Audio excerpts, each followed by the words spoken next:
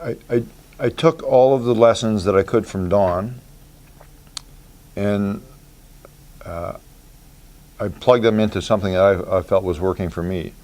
I At that time, there was a lot of show horses. A lot of guys didn't want to show horses. They didn't like the restrictions of being sort of held captive and of service to high needs, high maintenance customers, because at the end of the day, this is a service business. And if guys have trouble understanding that, they generally have troubles maintaining and keeping clients. So I deliberately invested a lot of time and effort in developing the show horse clientele, and that's hunters and jumpers. And I'd probably look after 400 head in my rotation, and 80% of those would be hunters and jumpers, because that's where the money is. Calgary's got a huge hunter-jumper population. Spruce Meadows is a big international show park, and I'd actually started my shoeing career at Spruce Meadows with Don. I got stuck doing mares and foals, trimming mares and foals there 30 years ago, and I worked at Spruce Meadows for 25 years, and I developed my business to the point where I was able to shoe some really nice horses for some decent money, and that was something that was deliberate and thought out, and it's still true to this day. That's the bulk of my business, and it's allowed me to look after my family and have a decent quality of life, and most of my work is centered very close to where I live. So I have a couple of volume accounts that are a bit of a distant drive, but they're sort of the bread and butter. Those are the consistent accounts that kind of keep you in the game, that you pull up with a couple of guys and you're able to run a fairly large herd and make some decent money, and it's not to discount it as lowbrow work, but it's to me it's what I call the bread and butter. You need to have more than one type of situation to look after. I think there's some guys that get very either breed specific or sport specific, and you kind of wind up putting all your eggs in one basket, and it can be tough on them when things can change. Barns come and go. Situations, horse trainers come and go. If all you have is one tool in your toolbox, and that that goes away the dodo, then you wind up struggling. And I've always attempted to keep a little bit of diversity in my portfolio. I shoe a lot of draft horses, or more than most hen guys, and they're working draft horses, and that's sort of one of my I wouldn't call it a hobby. It's definitely not a hobby, but it's something I take some pride and pleasure in, because there's not a lot of guys that like to shoe draft horses. There's not a lot of guys that shoe draft horses well.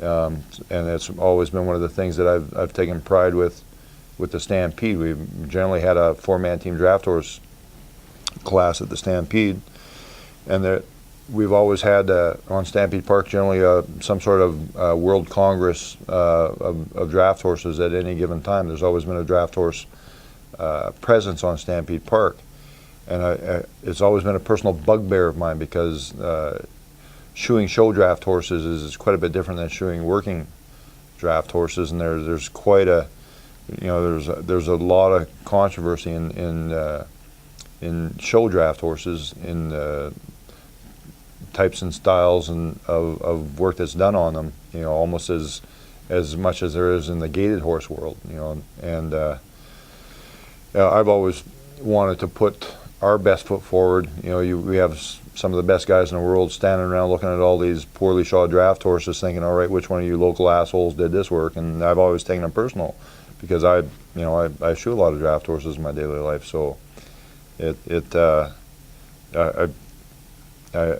kind of made it a personal mission to have that front and center with our contest. And I know I've seen it personally in our local Calgary area. There's a bunch of young guys that can shoe a draft horse decently, that and there's draft horse owners that see value in having their horses' feet maintained on a regular basis and having quality work done. That puts a smile on my face.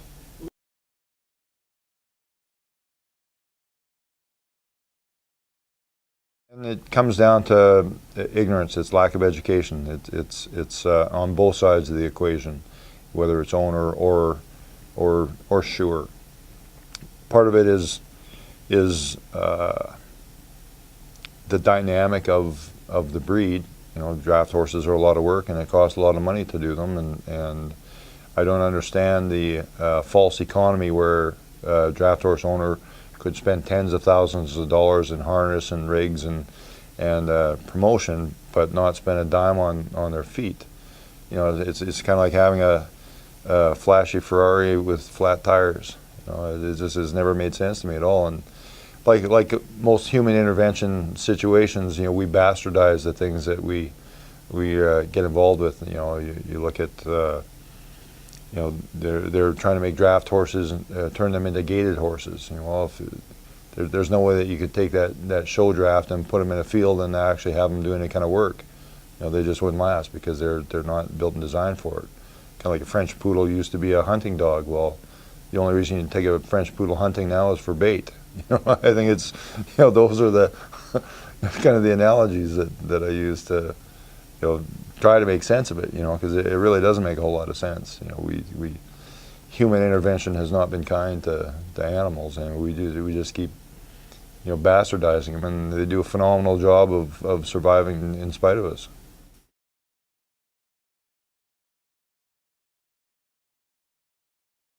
I think it's an attitude. I've always said education is where you find it, and I think it's has to be a personal attitude. If you want to improve, you will. You will seek out information, and we're so fortunate. There's such a massive amount of help and information available to us today. It doesn't matter what topic you want to choose. We live in an age and an era where there's a phenomenal amount of information. One of the problems is wading through that information to find the good, the bad, and being able to make those value judgments accordingly. There's organizations like the AFA that are hosting events like this convention that are phenomenal for education. There's organizations like the Farriers Journal that host the Hoof Care Summit, which I believe is one of the most progressive educational opportunities that people can get involved with. All of the distance learning stuff that's online now, that's starting to explode. You look at the Equinets on the interwebs, and it's such a phenomenal amount of information, and so it's out there, and if a person is willing to expand their knowledge base, they're going to find it. They're going to seek people out that can teach them or feed them or mentor them or foster them, and it kind of falls back to that Peter Principle thing. I think everybody looks for their comfort zone. They look for their tribe. They look for their message. They look for the whatever it is that resonates with them that makes sense to them. We see it with the barefoot world right now. Everybody wants this whole natural, back to nature kind of thing, and it obviously, clearly resonates with a lot of people. I don't know that makes a whole lot of sense in the real world, but it's obviously a part of our world, and it has to be addressed. It has to be dealt with. It has to be accepted as part of our hoof care industry today, and have to be engaged. I think if there's a head scratching moment for me, it is how easy it is to become an expert today in anything. We see it with horse trainers. We see it with all the alternative stuff, and it's just blossomed. I've seen in my short lifetime the explosion of information and all of the sort of the ancillary stuff that's connected with horses. And it's just amazing to me how we ever got to where we are today. When I give talks to 4-H or pony clubs or horse riding clubs, I start off my little preamble with statements like, we used to conquer whole continents on horseback barefoot. Now we can't ride them for 20 minutes in a soft dirt arena with shoes on without them being lame. What's the deal? How did we get to where we are today, where we've kind of bastardized the entire experience? And a lot of it is education. So to your question about where do you find that, it's everywhere. It's everywhere, and you just have to seek it out and never stop learning. I've been going to school at on the horse's foot for over 30 years. It's a topic that never gets tired or old to me. It's one of my favorite things to talk about. I can discuss horses' feet down to the cellular level with research scientists. That's how engaged I am in the whole process of it. But you lose a whole lot of people along that journey, and I think it's keeping it relevant, keeping it a daily use type of plug in, plug out situation, because everybody wants fast food information. They want to be able to use it, and they want it yesterday for nothing. I have a shirt that has a J Sharp quote on the back of it. It says, "Everybody wants a brass ring, but very few are willing to do the work and able to get to it." It's something like that, and it's true. We live in a totally different society today. And the expectations are that I should be able to look it up online and be able to absorb that knowledge and become an expert overnight. It doesn't happen like that. We have a trade and an industry that requires daily use and attention. If you're not being your own best critic and attempting to improve every day, I think you're doing not only yourself but the horse a disservice.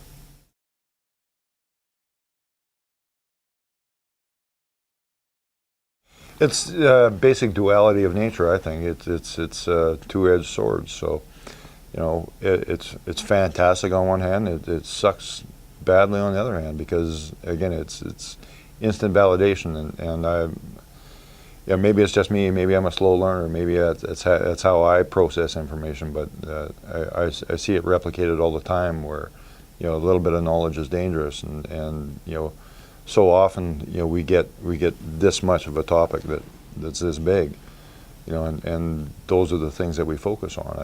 I think not just our little world, our little horse world, or little horseshoeing world is complex. I mean, and we're just a microcosm of the bigger picture. So if we can't figure out the little things in our little sphere of influence, then the trickle down gets lost, and that's why I'm such a believer in continuing education and always asking the questions.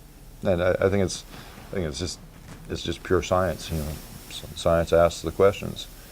It doesn't say we have all the answers, but if you keep on asking them, you're probably gonna continue to go down that road to discovery.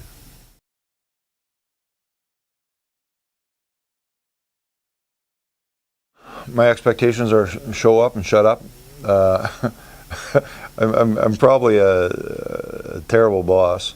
I have no feelings. I tell them to park it at the door. I'm a bit of a prick that way, but I'm also a little bit proud of the fact that in the last 30 years I've probably had 35 different people work for me, and out of those 35, there's probably 30 that are still involved in the business and have their own successful businesses, or are still productive members of the industry. So that makes me smile. I would like to think that their takeaway would be having a fairly decent overview of the industry, not just from the physical hand skill part of it, but the exposure to all of the different elements, and probably the most important one is the business side of the equation. A lot of times we sort of get focused on, I want to be the best shoemaker, and we end up losing sight of the bigger picture, which is, feeding your family and having a decent life. We all get a little breed blind or dug into our personal passions, and we kind of miss the bigger picture. And I know that's been my situation. I've probably sacrificed time, money, and effort that my family's had to not benefit from, and I've given it to the industry. If there was an inverse proportion thing I could take back, I'd probably do that. But I wouldn't be sitting here today. So it's a common problem. It's not just. I think it's a fact of the human condition. Doctors, lawyers, the professional people all over the world. Everybody's pushing a rock up the hill. I think it's finding your own balance in your own universe. I think that's the probably key to success. If I was going to tell my hired help anything, if they took away anything, it would be to find that kind of balance. You have to not just support your passion. You got to support your life. You got to support your family. You have to find that balance. And I wish I would have had more of that instruction early on. I wish I would have had more instruction on how to be a better business person. Might have made a difference, to my life path. But your initial question, what do I expect from my hired help? I expect them to work. I expect them to show up and learn. I expect them to be progressive, polite, and have an open mind. But other than that, they can park their personal issues at home and just get in, shut up, and hold on. Yeah.